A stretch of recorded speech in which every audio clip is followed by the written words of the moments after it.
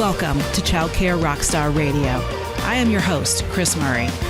Childcare leaders around the globe are breaking through challenges, leading the way in innovation, testing new best practices, and impacting children and families in a much more powerful and positive way than ever before. Each week, join me for interviews with early childhood leaders and experts that will leave you inspired to become the next childcare rockstar. Now, let's go. Welcome to Childcare Rockstar Radio, episode 108, featuring Joy Clore Willis. Welcome to Childcare Rockstar Radio. This is episode 108. I am Kris Murray, your host, and I'm thrilled that you've tuned in with me today. This episode of Childcare Rockstar Radio is sponsored in part by PB&J TV. Are you interested in adding a video streaming program at your school, or have an existing system that you would like to integrate into a video streaming program? Check out our friends at PB&J TV. They are an industry-leading video streaming program and camera system provider for your school or early learning center. They provide best-in-class camera systems that are 100% compatible with any existing system on the market. Mention me, Kris Murray, and you will receive a free server to integrate into your existing system or 10% off their latest HD camera system. That's a great value. Visit their website at www.pbnasInNancyJ.tv. That's pbnj.tv, and schedule a 5-minute, no pressure discovery call to learn more. Welcome to episode 108, everybody. I am thrilled to have you here, and today's episode will not disappoint. It features my friend and client, Joy Clore Willis. She's been in the industry for over 20 years at a kids' gym outside of Orlando, Florida. And she incorporates dance, gymnastics, activities, movement, and play into her preschool program, as well as traditional gymnastics and activity-oriented services for kids, all the way up to, I'm not sure what ages she serves. We forgot to ask that question, but I think she serves all the way through elementary and maybe even into early middle school ages. So it's a fascinating business model, and she's very successful. She's coming to us from a location very, very far away from where she lives. And I'm going to let her tell you about that when the episode starts here in just one moment. But before we dig in and meet Joy, I want to make sure that you know we are just about to kick off another amazing 5-day challenge. This is a free challenge, and it's all around leadership. So we have a brand new challenge kicking off the first week of August 2021. If you're listening to this podcast in real time or in late July, early August, you can still get in on the challenge. It's called the Magic of Leadership Challenge, 5 Extraordinary Days to Unveil the Childcare Leader Within. And we have so much leadership content that we have never even taught to the world. We have a amazing top-selling course called Leadership Mastery for childcare and Leadership Mastery for Early Educators is the official name of the course. And we are pulling, for the first time ever, content straight from that course into this free challenge. So this is an opportunity for you to learn all about leadership, all about the best hiring and retention, motivation, and leadership strategies in our world today. So we're really, really excited, my team and I, to dive into this challenge starting, I believe, on Monday, August 2nd. But you can dive in and learn about it on the website at childcaresuccess.com. And at the very top of our main website, you'll see a banner with an image promoting the challenge. You can just click there and join to register for free. And we include all sorts of content, free workbook, bonuses, and incredible community. You're going to meet so many new friends and get some great strategies and tips for hiring and retention, and building yourself into the leader that you've always dreamed that you could be. And for some of you, you're brand new to leadership or management of people. And we can't wait to pour into you everything that we know after working in leadership positions for decades. My crew and I probably have combined around 300 years of leadership in an early learning or business context. And we can't wait to share all of the goodness with you. So dive into the challenge, register. It's free. Come on, let's go rock our leadership for 2022 and beyond. All right. So you are about to meet Joy Clore Willis, and she is an amazing human. She's a grandma and a mother of three and a wife and an entrepreneur. She is a very, very, very heart-centered human.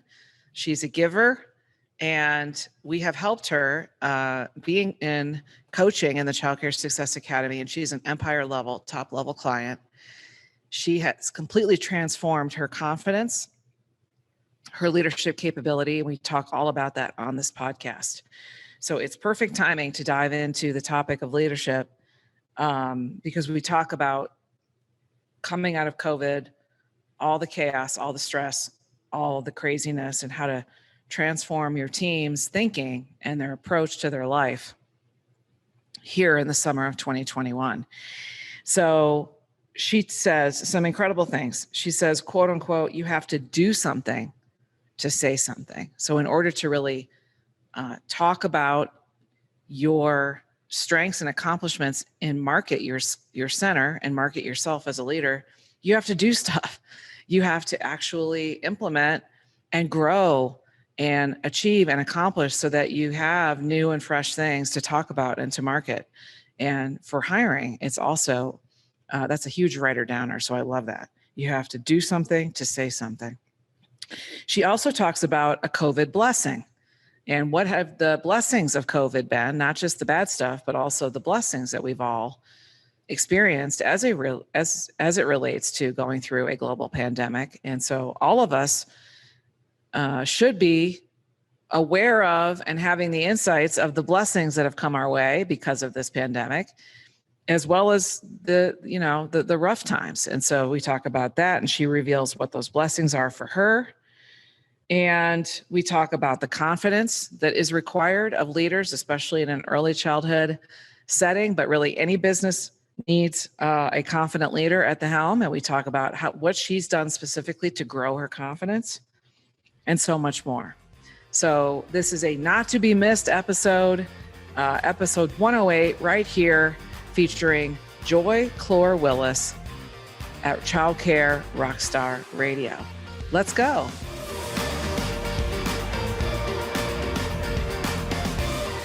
Welcome to the podcast, everyone. This is Kris, your host, and I am thrilled to introduce you to my amazing guest today here at episode 108, Miss Joy Clore Willis. Joy, how are you today? I am awesome, Kris. Thank you for asking. Yeah, welcome to the podcast. Where are you right now? I happen to know you're in a very unusual place for you. Where are you? Well, you're not going to believe where I am right now. I am in Whittier, Alaska.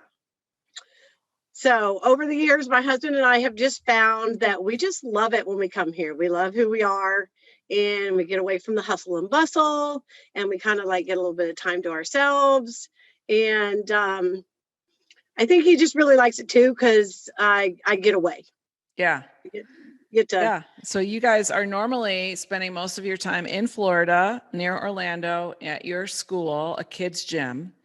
Yes. But you happen to be doing a getaway to Alaska and maybe even buying some property in Alaska? Yes, we're looking to possibly just have a summer retreat to get away from it all and, kind of have our own place here. It won't be year round, but yeah, just get away. Yeah. Cool. Love it. Love it. Tell us a little bit more about your business and like size, capacity, how you doing with enrollment. Just give us kind of a download on your business. Yeah. Well, again, like you said, I'm Joy Clore Willis, and I am mostly known as Miss Joy, or Mama Joy. They call me Mama Joy a lot. So, and I own a kids gym learning academy in Oviedo, Florida. And we are a children's gym and fitness center, and a learning academy, kind of all combined into one. So right now we are licensed for 200. However, with the gym component and our commitment like to quality and small group sizes, like 156 is our happy. Okay. That's where we're happiest. And how many kids do you have in there right now? Right now, I believe we have about 120 today. Okay. Yeah. Good. Somewhere around that. And is the summer enrollment, because we're recording this in the smack dab of summer, is summer enrollment typically a little lower, or does it trend this like consistent all year round? Well, pre-COVID, let's say pre-COVID. Pre-COVID would be, we were running at 174-ish. Okay. So we were even above our comfort zone for before COVID. Okay. So getting back. We'll get into that later. Sure.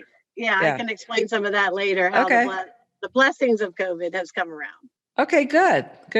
And how many people are on your team? Right now we have 22. Good size. Very good. So, how did you get into the wonderful world of kids, activities, and preschool? Yeah. So I grew up in a recreational program family. My family, I'm a baby of 7. So we were highly active in the recreational program. We did swimming and dance and baton and cheerleading. And my mother ran the recreation department in our local town. So we were very highly involved in a lot of that activity growing up. And as I grew older, I started teaching in the summer camps and things like that in the afternoon, or, and then when I started to find my career, I tried medical and I tried computers, and it didn't really do much for me. So I found that I was a lot more active, and I needed to, and I love kids. So I found that early on and started teaching. And I guess just one door opened another, and I just kind of evolved in my career. And I kind of found like my passion was to give children an opportunity to try new things and to be physical while they're at it. So I kind of went that route. I feel like not every child's going to be an Olympic gymnast, or not every child is going to be the coach's son. So on the baseball team. So those children were being left behind. They weren't really trying new things or having the confidence to want to try out for activities. So that kind of came to play in my career path. I was a youth director for the YMCA for a while, and then that door kind of closed. My children were in starting middle school, and I did a mobile gym for a while, for about 12 years. I would load and unload all the things in my vehicle. Wow. So, and just imagine the horror of my middle schoolers when I pull up in my minivan with Office Depot stickers plastered all over it. So they were like, "Mom, don't park there." So as they grew older, I just felt like I wanted to have a place where the kids could come and feel comfortable, and I could watch them grow. And so I created a kids gym, which came out of a special place that kids could come and they could call their own. And that's how it evolved. And then how long did you have that going before you added a preschool component? Well, very quickly. When I opened the gym, we just opened it for physical fitness and gym. And then within a few months, I had a half-day preschool that ran gym and art and story time. We just did a half day. And then we quickly outgrew that area and had a gentleman build us a building. So we did a build to suit. Mm-hmm. And within 3 years, we had already moved out and tripled our size. Nice. And then tripled again. So So what year roughly was it when you added the preschool component? How long have you been doing preschool? So it was about, I opened in 1998, and then by 2001 we doubled and we opened up our bigger gym. Okay. So you've been going for 20 years. Yeah, we're 22 years. Okay. Yeah. Okay. Yeah. Cool.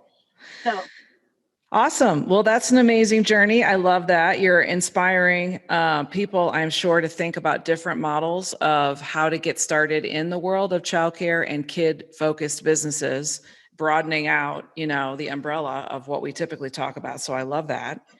Tell us a little bit about your home and personal life and what's going on for you at home. So obviously you and your hubby are most likely empty nesters, I'm thinking, and now you're in Alaska and you're RVing. So tell us a little bit more about what you guys are up to. yes. So I have 3 grown children. My oldest is Amber. She's 37. And Kelly is 34. And then Jim is 33. Cool. And we have our grandson, Deegan, who is 9. Aww. And so, yeah, we are empty nesters sometimes. Except for when Deegan's visiting. Right. So he's a huge part of our family at home. We live about 45 minutes from my center. So we have a farm with horses, pigs, goats, ducks, chickens, whatever animal Deegan wants, we'll get. Nice. And my husband's retired. Uh-huh. So he's a retired Marine, and he takes care of all the animals, and I work. And he takes really good care of you. I've met him. Does. He's really a sweetheart. He really does. Yes. That's great. I love that. What's that? I said he stepped up into home life. Yeah. Cool. I love that. So what is something about you that hardly anyone knows about you? I guess, I don't know, a lot of things that people might not know about me. I was a twirler growing up. So I did a lot of competitions and twirling and things like that. And with baton. Yes, baton twirling, which people don't even probably know what that is anymore.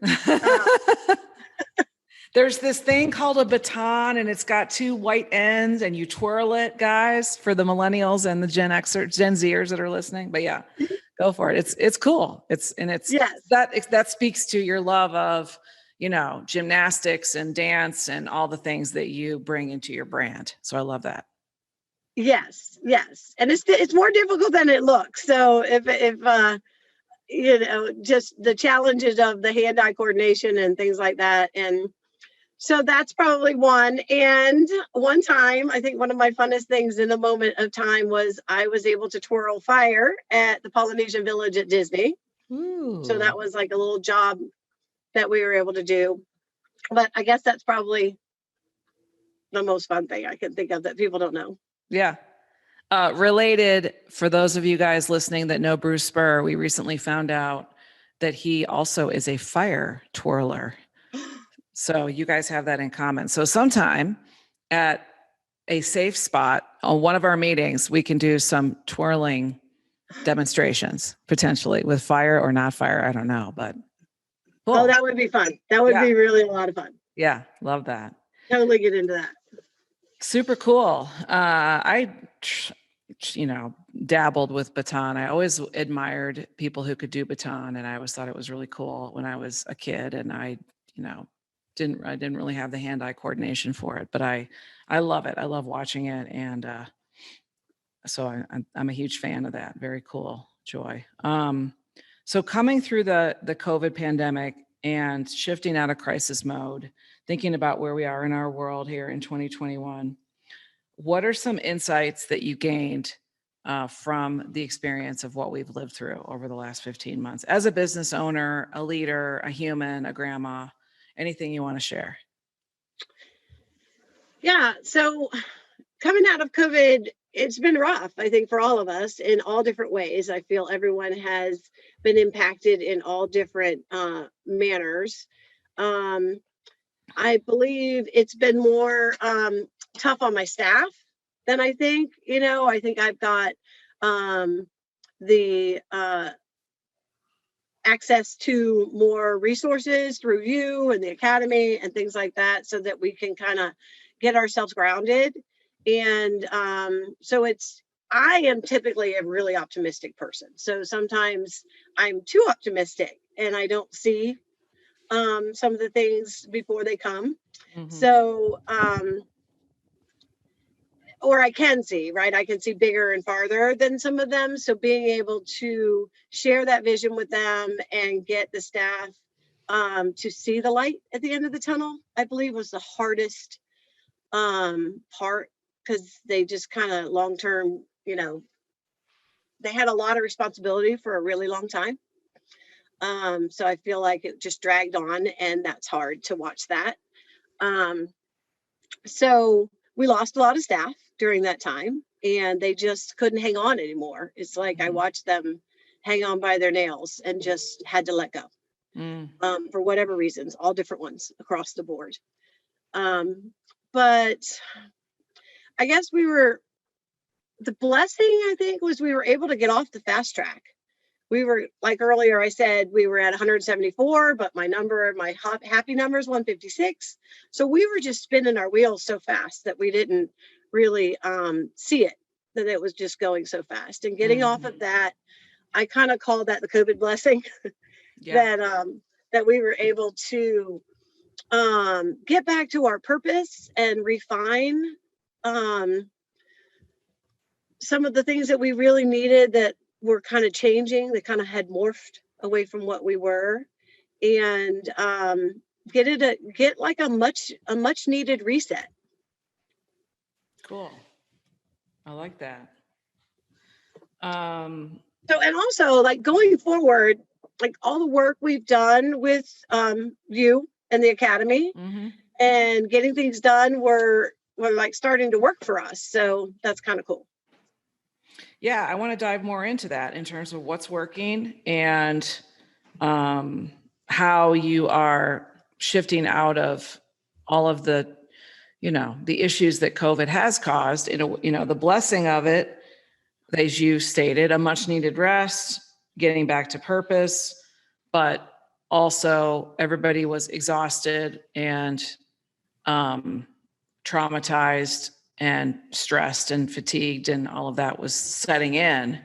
And so you had to do some things differently, I'm sure, that we've talked about a lot in academy and in coaching, to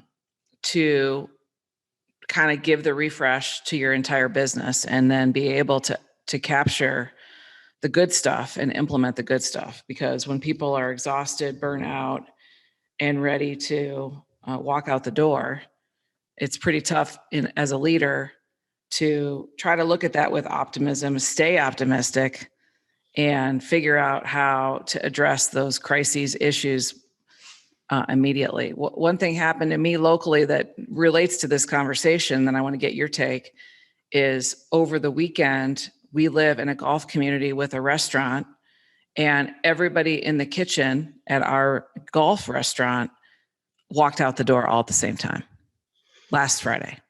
So we got an email from the golf community, the golf director going, yeah, our restaurant's closed because we have no staff, because they all just left us all at once.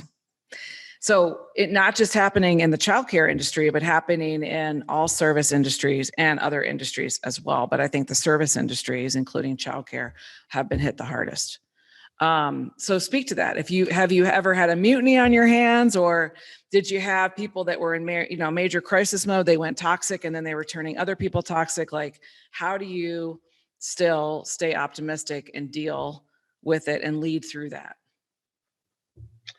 Well, yeah, it's been really tough to watch that happen, and I think just learning through you, which I can go into that a little bit more, but the confidence to just work with them, see them at their level, and pour into more and more, pour into them, go and get enough that I have more to be able to give to them, just continuously trying to refill myself. It's been challenging, definitely. I've had the same thing. I've had many that just can't hang on anymore. And they just, for whatever reasons, it's not necessarily what we're doing or not doing. We just have to like put that aside and know that they are people and they have their own situations that they're working through, and just let it go. I just have had to let some of that go and know that we do all we can for everyone. And I'm a really big gifter. So I love to pour into my people and help them and really just be like their cheerleader for whatever their life's going on. They know they can come sit in my chair and just say, hey, and they can just give it all to me. And I just try to help them go through it, because I probably went through it sometime in my life. The things that the 30s and 40s are going through now and struggling. But sometimes they just have to go. And there is a better side to that, because all the work that we've done prior to COVID was a lot of onboarding, service standards, getting ourselves lined up for this time right now.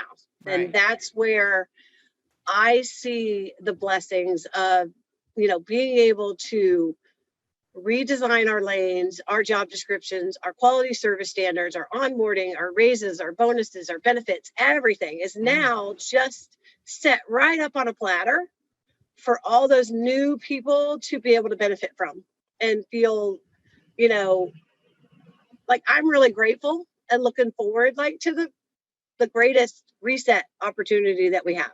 And being able to give that to almost like a brand new, it is a brand new staff. So they don't know all the COVID, stresses. And so it's like a fresh start. Right. I love that. What I love that you said, two things. I love that you talked about confidence, the confidence to stay strong and to know when you're getting depleted to refill your own cup so that you have more to give them. And I love that you said all the structure components. So you have been working systematically on the assets in the Freedom and Empire asset checklist, the onboarding, the bonuses, the service standards, the job descriptions, the lanes, the accountability chart. Like that's all stuff that we work on really hard in those levels of coaching and in the academy. So I love, Joy, that you, and from as a result of that work on systems and structure, your confidence has increased like tenfold from when I met you. And so that, because the structure, all having those organized lanes in the structure then helps you, it allows you to delegate better, to protect your own energy better, to empower your team better, and all of the things that come from that work. So I give you major props, because the fact that you did all that work feeds into your confidence, and then vice versa. So it's really, really cool. So anything specifically about that you want to say with regard to, how you got, because I know there's some people listening to this episode that are going, like I'm so behind. I've been so busy fighting fires because I don't have the staff. Like I'm spending time in the classroom all the time, that I haven't had the time to actually work on the structure. So how do you, like it's a chicken or the egg problem oftentimes, right? So people can't get out of the classroom to get the stuff, the assets developed, to get the freedom, to get the delegation. So they're just stuck. So like, how do you get off the treadmill? What's the first thing to do, I guess, or any advice there that you might have? Earlier, like you just took the words right out of my, what I want to say. It's like, sorry, it's going to sound bland. But the best strategy I've ever found was you and your coaching program. Like I've been doing this for a long time by myself. I've been in other programs, but none of them could connect and fully have the complete package that you bring to the industry, and the amount of care and purpose that you put forth just really fills us up and fills me up. And then I can give it, forward. because I've been doing it by myself for years, it's like, I know I was okay and I was doing what I was supposed to be doing every day and getting there, but I didn't really have a clear path. So it's like going on a vacation without any directions, right? You got to have some sort of idea of what the end is supposed to look like or where you're trying to get to. So, and I could go on forever about the positive impact that you have given me and this business and the industry and really my life. Like it's just completely redirected where my path is and my life, which trickles down to everyone else, right? So, but when I found you, I had expanded and I didn't know really the amount of systems or the work that was needed to run at that level. So I thought, oh, I'll just double. We're fine. We're just going to keep right on going. And the wheels were falling off. It was just, I was really at despair and losing money like left and right. So we would not have been able to continue on that path. I just wasn't, one of me wasn't enough. So now I have 270 of me that I can talk to and kind of brainstorm. And so, you know, just be able to hold each other accountable. And so as far as best strategies also is the asset checklist. I run off that asset checklist like it is my, it's just my outline. I do everything off of it. I built all my new systems off of it. I train new staff off of it. I just run down the checklist. Just so it kind of keeps very active mind people like me in order. Right. It really has been a game changer for me. Keeps you organized. Yes. And working with the other members, of course, brainstorming and sharing things that are working.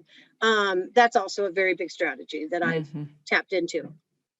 Yeah, thanks, Joy. And so, for listeners that don't know what that is, asset checklist is the foundation of what we do in coaching in the academy, and each level has its own list of 10 to 12 assets, and we just say work the checklist. And so members love it because it simplifies what we're trying to do together to build a successful company.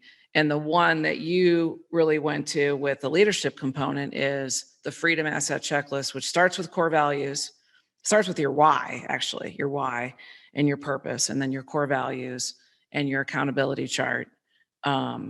And then job descriptions flow out of that and your lanes. So I think if you're listening to this and you just feel like you're completely on the hot mess express, there I said it, of leadership, that's where I would start, is just start with working on looking at your core values, because you have to have staff meetings still, right? So get your people to help you determine the values that drive your organization, and then start managing to those values and share your vision and your purpose and your why, and start delving into that. And because that will inspire people on your team.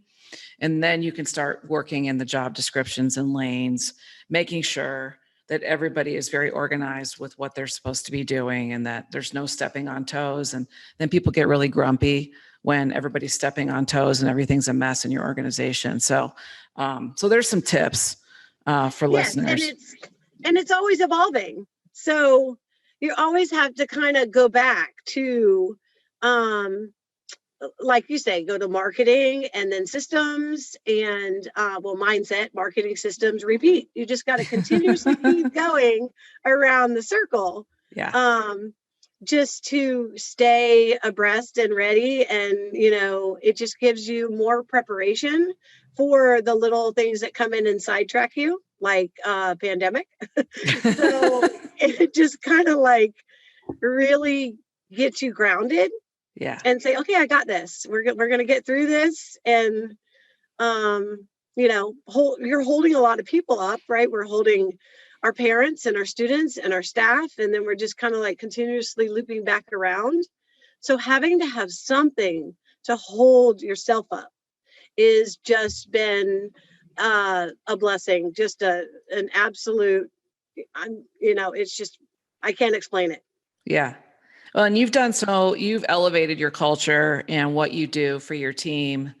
The theme days, your leadership days, your full staff meeting days, your celebrations, your themes, your parties for your team specifically, Joy, have been amazing. And I don't know if the listeners, the audience can see some of those things on your Facebook page. So at the end, we'll give you guys where you can go and see some examples of the things that Joy is doing, because it's amazing.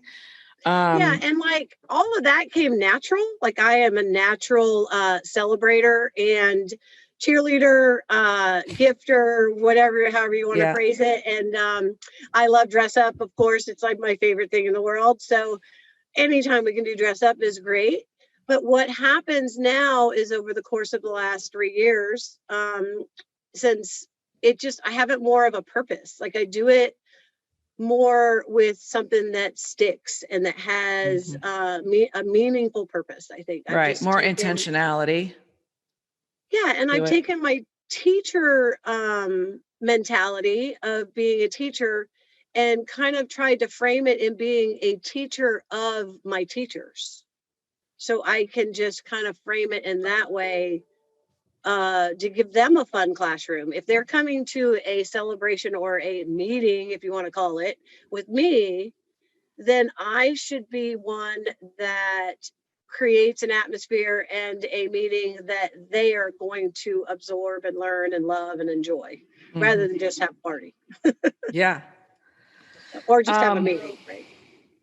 Let's talk about marketing. So in terms of enrollment building and marketing, is there anything you can point to that has really helped you bring your enrollment back from, post-COVID, or just in general? What do you love to do when you're looking to build enrollment? What are some of your secret sauce strategies, your go-tos? I tend to fall back on some marketing ideas or things that I've learned along the way. One is probably one of my favorites. You have to do something to say something. So having open houses, right now we can't, but getting back to that, I'm, definitely welcoming being able to go back to having, we have a lot of family involvement. So that's one of our core values is family. So we want to do, we do seasonal things like art.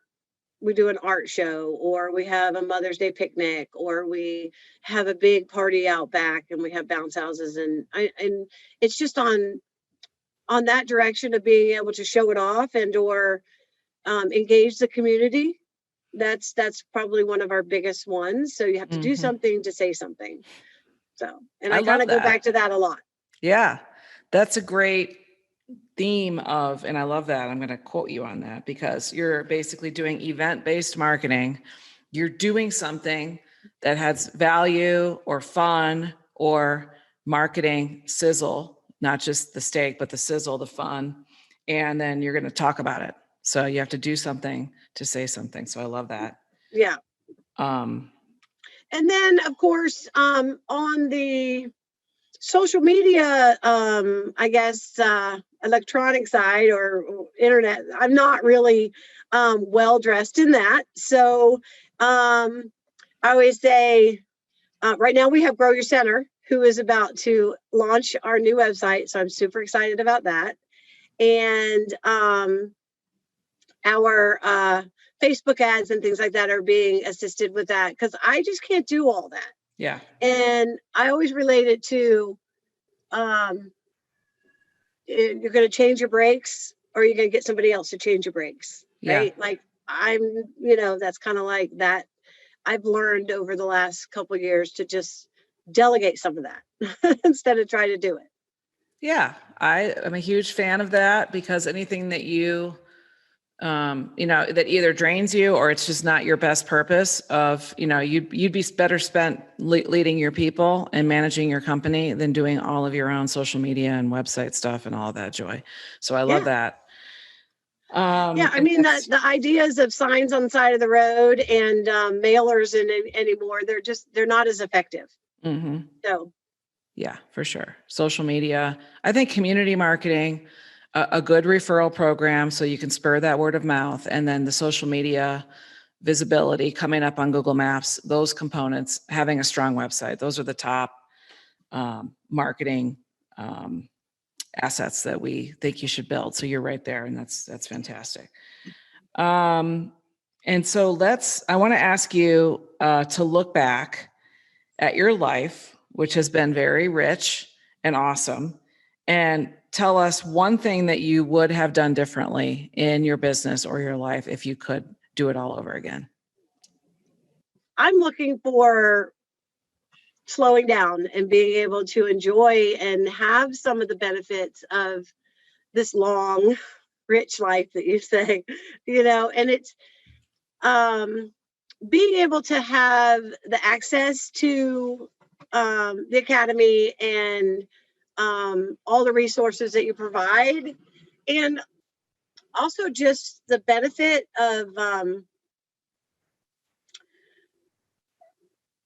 I don't know, I guess just having those resources would be so much easier if it was 10 years ago. I know I was lined up right when I was supposed to meet you, when I met you. And I feel like I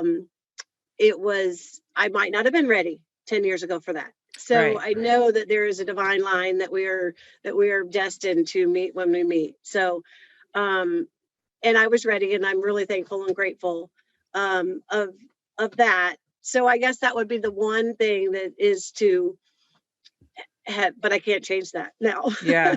Well, and you're not the first one, Joy. Let me tell you that we have had several people on this podcast that we've been working with in coaching in the academy that have said that, and we just hopped on this and I haven't talked to you at all. And I'm not asking you to say that, but people have said, if only I had found the academy sooner, or if only I had joined sooner and believed the real truth about what it could do for me. And I feel that same way about coaching. I've used 5 or 6 very powerful coaches in my life, and for whatever reason, had the wisdom or just the luck to use good coaches right out the gate when I was still a baby business, not even like barely 6 figures. And so that's made the most tremendous difference in my life as an entrepreneur, is using coaches, and using coaches that get your business in particular, of which I had 2 or 3 really good ones early on, of which I modeled everything they taught me, So you're not alone in that. I think Charlie and Marcy said the exact same thing when I asked them this question was, geez, we wish we would have jumped in 4 years sooner, So thank you for saying that. And it is what it is. And yes, I would love to have another decade with you, but I have only been doing this for 12 years. So, luckily we're together now, and that's a really good thing. So let me ask you the classic question of the podcast, and you might have a little slightly different take, because you do have an activities-based business as well as a preschool. How do you define a childcare rock star, or a rock star of someone that just works with kids? Yeah, I think I think a childcare rock star to me is someone that's just meant to be part of the industry. I think someone who, because they found their jam. This is what they do. They love to work with kids all day. They would do it for, even if there was another job available, it was just, they'd rather show up and be there every day than anything else. And there are people who love what they do and know that it matters. And not only does it matter, it matters a lot. Yeah. So to me, that's a childcare rock star. Yeah, I love that. And I feel like, in a way, if we all could advertise for teachers that we want to have on our teams just like that, like if you could answer that question for yourselves, for people that are listening, it's what you just said, Joy, is the way that you could put that in an ad. You could put what you just said as a snippet on a Facebook, and people would be called to join you just from how you said that if this is your jam, if this is what you love to do, or you think it might be, and you're not sure, but you want to come check it out, and I just think, because we all struggle with finding those A+ players. So just cutting right to it and not pussyfooting around it, I think is really, really awesome. So feel free to use what you just said in some form or fashion in your hiring, because it was brilliant. let's share some resources, and then we're going to close because we are actually already 40 minutes in, if you can believe that. Literally we were talking, and all of a sudden I looked at the clock and I was like, oh my God, like we flew through this podcast like nobody's business. I think we can do that. I think that's the connection, and it's like magic. It is like magic. So anything you want to share with the listeners, things that you love, books that have been foundational, or anything at all, resources? Well, anything Simon Sinek, right? Because he can go from the beginning all the way to wherever you're at right now. Okay. Yep. So you can start out depending on where you're at in your timeline, on where you're at in your business. There's just so many of his books that can definitely get you to the next level. Turn the Ship Around was a very big one for me. Mm-hmm. And then there's a workbook that goes with that. So that was really highly beneficial with recreating our lanes and our whole organizational direction. So that was really amazing. It was hard for me to step out, to delegate, to trust others to do it. Not only because I don't think that they can, I just love it. I enjoy it. So I miss if I'm not there pouring into people and seeing the best out of people. Like even when I'm gone, I ask them to send me pictures because I want to see it, not because I want to know what they're doing. Right. It lights me up. And then traction, of course. Traction is a really game changer for being able to do the same thing. And my big enjoyment of reading is any books that have to do with play or playing with a purpose or brain development. Yep. It just kind of goes into my creation of a Smart Start gym program that we created. So it kind of involves the 0 to 5 and getting their brain movement development going while they're moving and learning at the same time. So that's probably my biggest go-to when I want to have fun to read. Awesome. Love that. And so how can people learn more about you? What is your Facebook page or just your main website? We'll go there, and especially when it launches in its new form, in its beautiful update, we'll be oohing and eyeing over it. It'll be so exciting. I know. So it's easy. It's kidsgym.com is our website. And then our Facebook is a Kids Gym Learning Gymnastics Academy. Okay. So they can go to that. And that has long-term amount of, involvement and things that we've done. Cool. Content. Probably a lot of good images and some videos and stuff there. So it's a Kids Gym, AKIDSGYM.com. And I'm sure if you just go to Facebook and search up a Kids Gym, you'll find the longer description there that she gave. Yes. And I forgot a book that is very important and dear to my heart. And do I have time? Yeah. The set of 77 strategies from Kris Murray, of course. That is what connected me and is enabled me to grow and be the better person that I am today. So I'm very grateful to that. Thank you so much for saying that. That is my book that with the green cover, 77 Strategies for Growing Your Early Childhood Program. So thank you so much, Joy. And thank you for being here today. It was a pleasure. Thank you. I'm very grateful and thankful to be able to be here. It was great. I had great fun talking to you. I just love you so much. And speaking of gifts, Joy is always the one that sends me beautiful compilation gifts of all sorts of amazing things like bath bombs and all sorts of like pampering gifts and sometimes jewelry and little inspirational quotes. And it's just the best. You're just the best, Joy Willis. I love you so much. I love doing it. Thank you so much for being here on Child Care Rockstar Radio. Thanks everybody for tuning in, and we will see you next time. Take care and God bless. Thank you. Can't wait to see you soon. Me too. Bye. Bye.